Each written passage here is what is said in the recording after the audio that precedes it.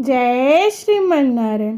मैं मैथिली झा आप सभी के बीच कार्तिक महात्म्य के 29वां अध्याय की कथा को लेकर के उपस्थित हूँ। कार्तिक मास की आप सबको ढेर सारी शुभकामनाएं। मैं कामना करती हूँ कि आप सभी के घरों में सुख शांति समृद्धि बनी रहे। आइए 29वां अध्याय की कथा को श्रवण करते हैं।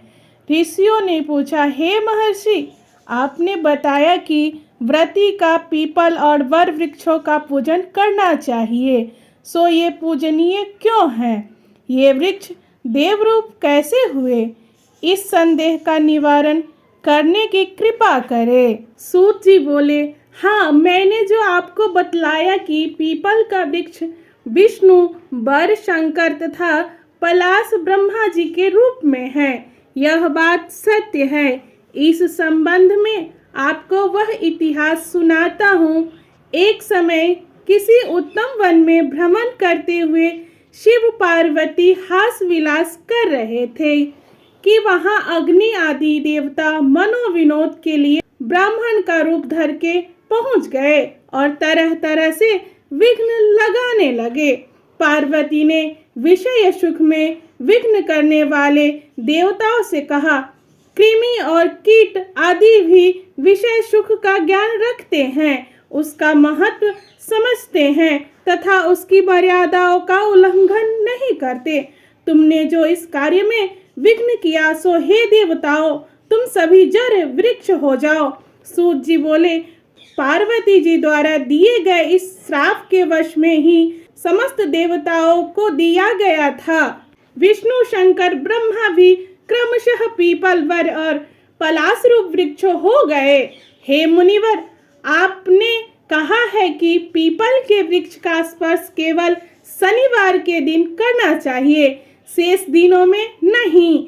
हमें इस विषय में शंका है, कृपया हमें इस विषय में भी जानकारी दे कि ऐसा क्यों है। सूत जी बोले, आपकी इस शंका के निवारण के लिए मुझे समुद्र मंथन वाली घटना याद दिलानी होगी। समुद्र मंथन में देवताओं को रत्न मिले, उनमें कौस्तुभा मणि और लक्ष्मी विष्णु जी को प्राप्त हुए। जब विष्णु ने लक्ष्मी को अपनी भार्या बनाने की बात स्वीकार की तो लक्ष्मी बोली, हे देव, मुझसे बड़ी बहन जब कुंवारी है तो मुझ छोटी का विवाह आप पहले क्यों करते हो? सनातन धर्म के अनुसार बड़ी बहन का विवाह होने के बाद ही छोटी बहन का विवाह होना चाहिए। यह सुनकर विष्णु ने उदालक नामक तपस्वी के साथ अनुग्रह करके लक्ष्मी की बहन अलक्ष्मी का विवाह करा दिया। बड़ी बहन अलक्ष्मी का मुख स्थूल था, बड़े बड़े दांत, लाल नेत्र और शरीर जीर्ण एवं कृश था। धर्मज्ञ मुनि उल्लंघक ने विष्णु की आज्ञा से उसको अंगीकार कर लिया और अपने आश्रम पर ले आए। वहां होम का सुगंधित धुआं उठ रहा था, वेद ध्वनि हो रही थी, सुख शांति साम्राज्य था। ऐसे स्थान को देखकर दुखी होती हुई अलक्ष्मी बोली, हे ब्राह्मण, यह स्थान मेरे निवास योग्य नहीं है, मुझे आप किसी और जगह ले चलो। उद्दालक बोला, कांते, यह क्या बात हुई? तुम यहाँ क्यों नहीं रहोगी?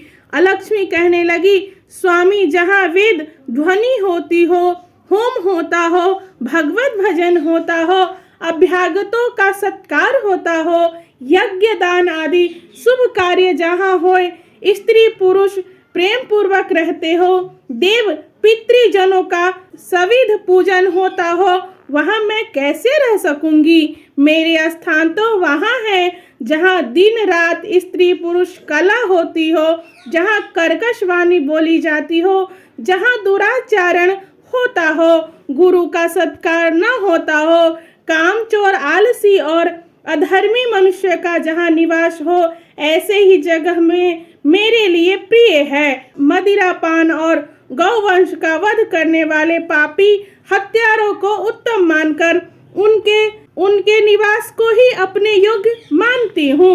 आप मुझ पर कृपा करें और मुझे अन्यत्र ले चले। उद्दालक ऋषि कुछ सोचकर बोले, हे कांते, जब तक मैं तुम्हारे योग्य स्थान की खोज करूं, तुम इस पीपल के वृक्ष के नीचे रहो। सूत जी बोले, इस प्रकार उस पीपल के वृक्ष के नीचे अलक्ष्मी को बैठाकर उद्दालक ऋषि उसके लिए उपयुक्त स्थान खोजने चले गए। अलक्ष्मी उनकी काफी समय तक प्रतीक्षा करती रही, लेकिन उद्दालक न लौटे।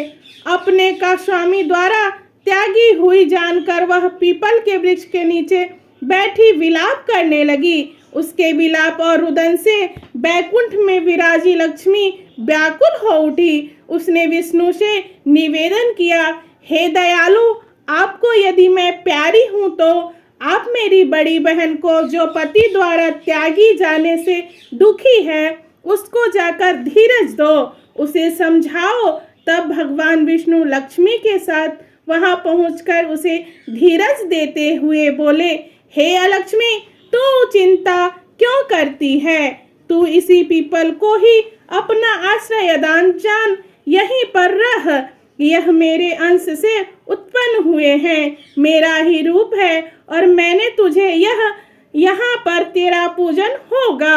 जो व्यक्ति तुम्हारा पूजन पीपल के नीचे आज के दिन करेंगे, उनके घर में तेरी छोटी बहन अचल होकर रहेगी, जिससे तेरा अपकीर्ति नहीं होगा, अब स्त्री नहीं होगी।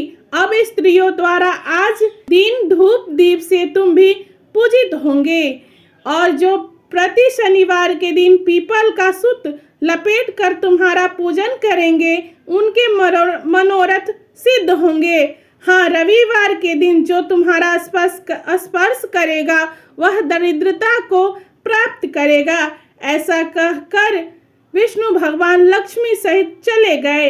अलक्ष्मी वहां रहने लगी। सूत जी बोले, मैंने श्री कृष्ण, सत्यभामा तथा नारद और पृथु के मध्य संवाद को आप लोगों को सुनाया है। समस्त ऋषिगण अपनी जिज्ञासा को शांत करके आनंदित हो उठे। वे सब वहां से बदरी का आश्रम दर्शन हेतु चले गए। इस पवित्र ज्ञान से परिपूर्ण कथा को जो भी मनुष्य पढ़े सुने, वह पापों से दूर रहकर अपने जीवन को सुखमय बनाएंगे। जय श्रीमन नारायण, जय श्रीमन नारायण। आप सभी को यह कथा पसंद आई हो तो हमारे YouTube चैनल को सब्सक्राइब करें तथा अपने मित्रों में अवश्य शेयर कर दें और कमेंट में अपनी राय अवश्य दें।